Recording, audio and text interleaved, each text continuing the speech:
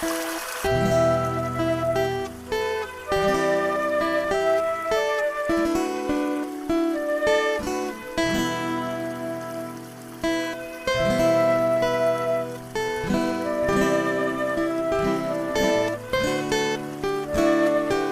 écoutez Fadjet, le bonheur en brouette. Vous êtes sur Fadjet 94.2 FM à Nancy et Fadjet.net pour votre magazine radio de 15 minutes. Comment cultiver son bonheur amélioré, son bien-être. Tous les mardis à 17h, les podcasts sur Fadjet.net, sur mon Mixcloud si vous ratez les émissions car elles sont importantes, notamment pendant ce confinement pour cette saga Heureux et confiné, la 4e émission. Et j'ai le plaisir de recevoir, et je vais même dire de recevoir l'un de mes tout premiers invités de l'émission, c'est Franck. Franck qui est sophrologue. Bonjour Franck.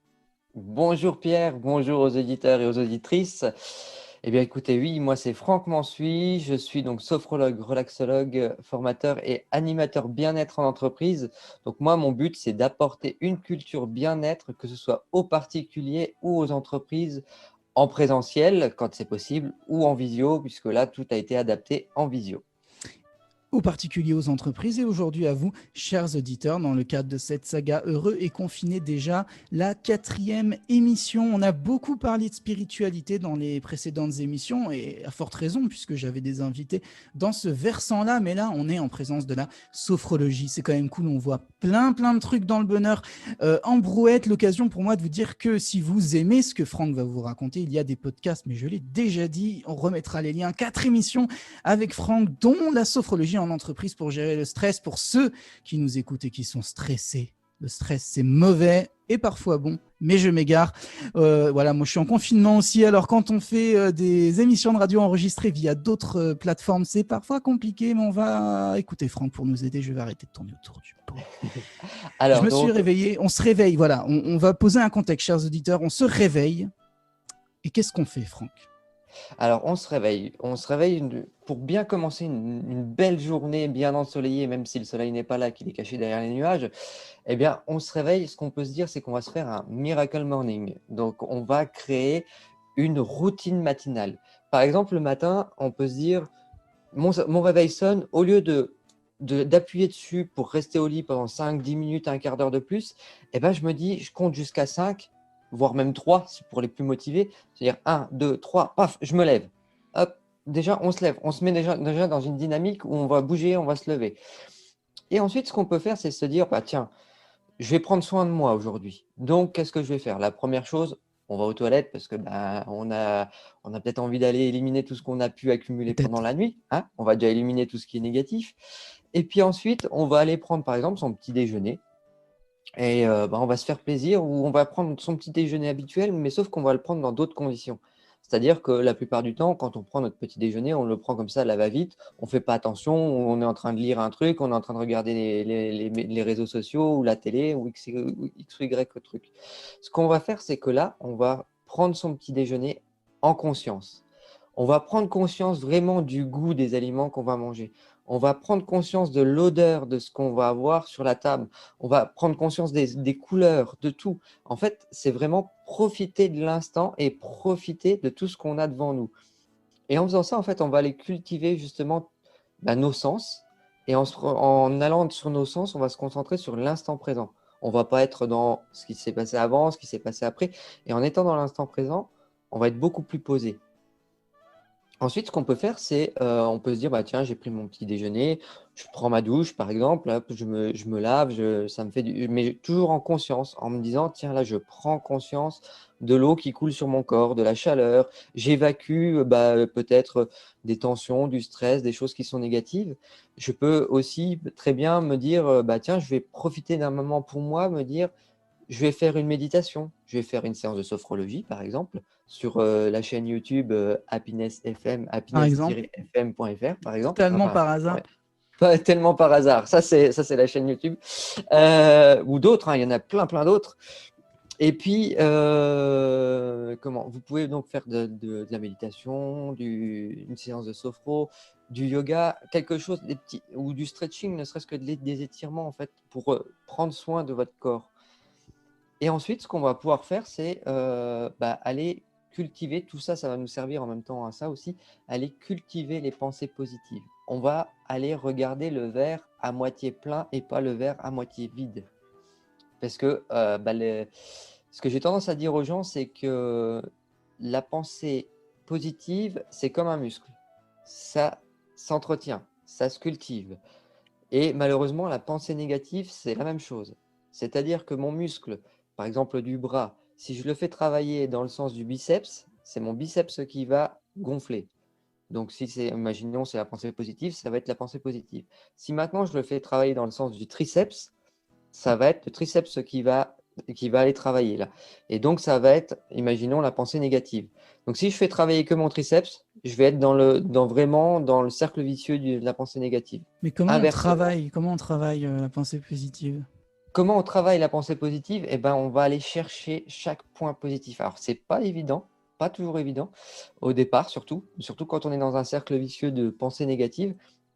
Mais on va aller chercher chaque point positif. Ça fait un peu comme on a un grand monsieur hein, qui était chez nous, qui était de chez nous, qui était de Nancy, Coué, hein, la méthode Ah, Coué, la justement, fameuse de méthode sauter. Coué.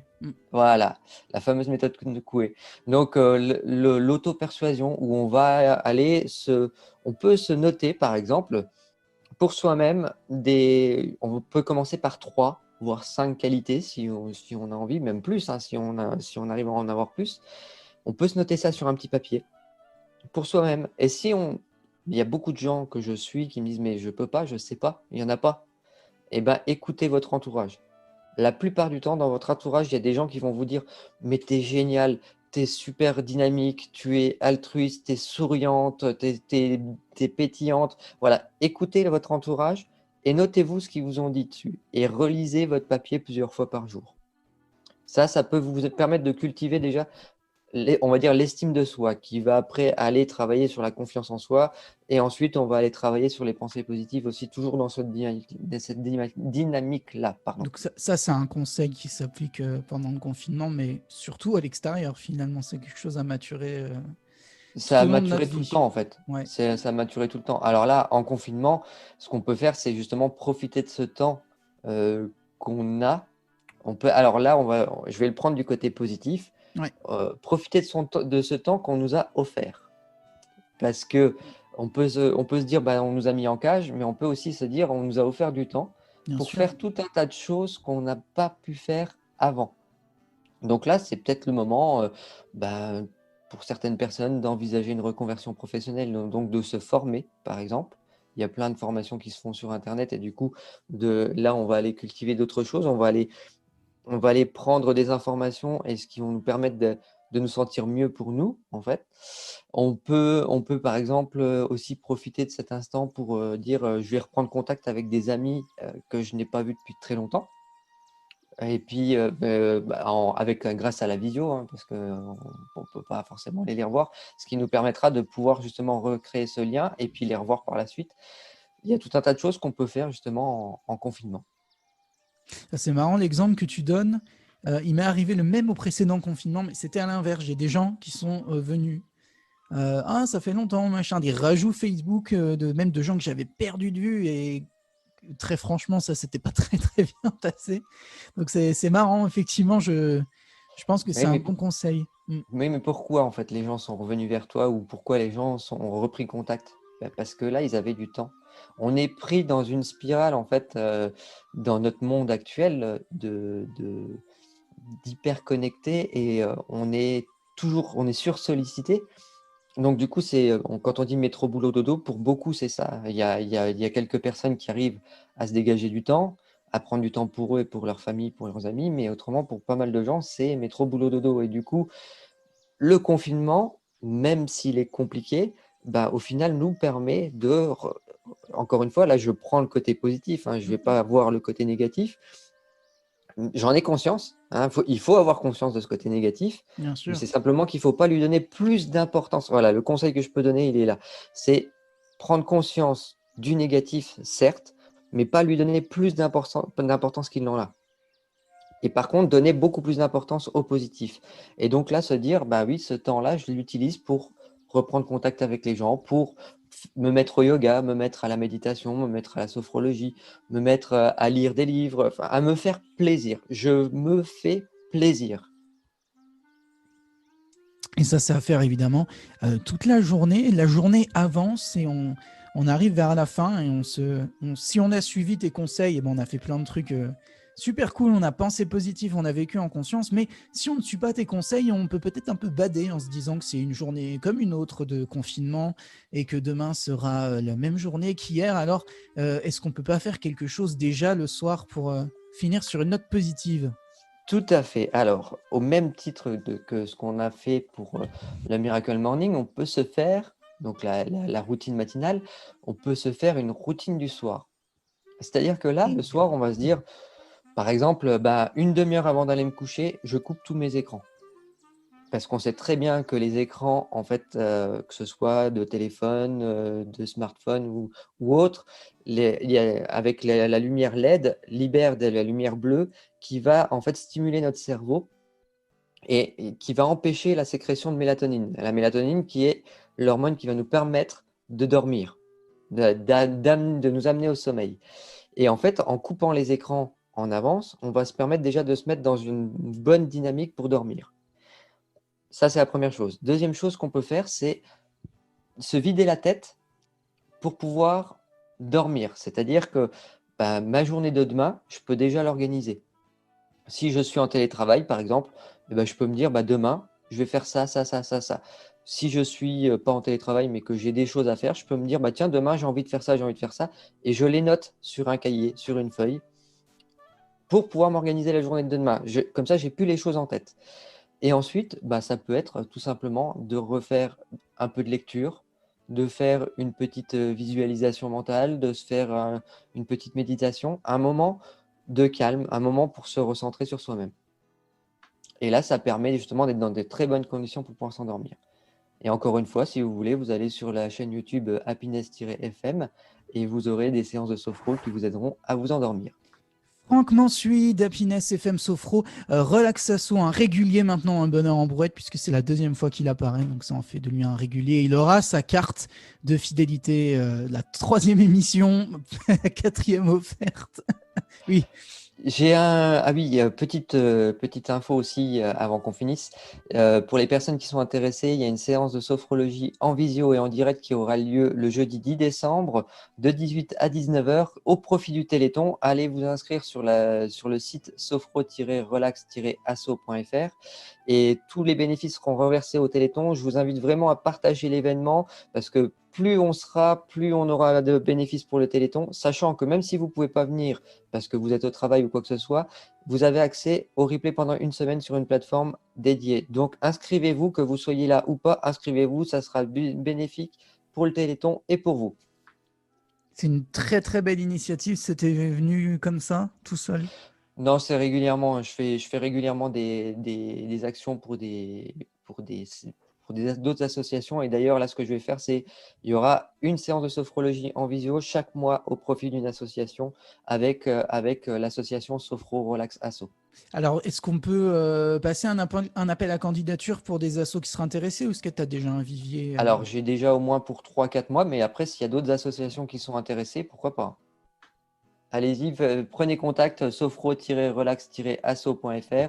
Vous nous envoyez un petit mail et puis on verra ce qu'on peut faire. Franck Mansuy, un homme qui a le cœur sur la main. Ça, c'est vraiment super. Ça me donne le smile et la patate. Alors, Oui. une autre chose, justement, pour vous faire plaisir, faites plaisir aux autres. C'est beau. C'est beau. Dit comme ça, on dirait que je suis ironique, ça fait un peu le... Mais c'est vrai, je le pense vraiment. Merci Franck pour ta participation, pour le bonheur que tu tentes et que tu donnes, je pense, avec brio aux personnes qui te suivent. On rappelle Sophro Relax Asso le 10 décembre, une séance de Sophro pour le Téléthon. Si vous ne pouvez pas participer, il y aura un replay pendant une semaine sur une plateforme dédiée et dans tous les cas, inscrivez-vous.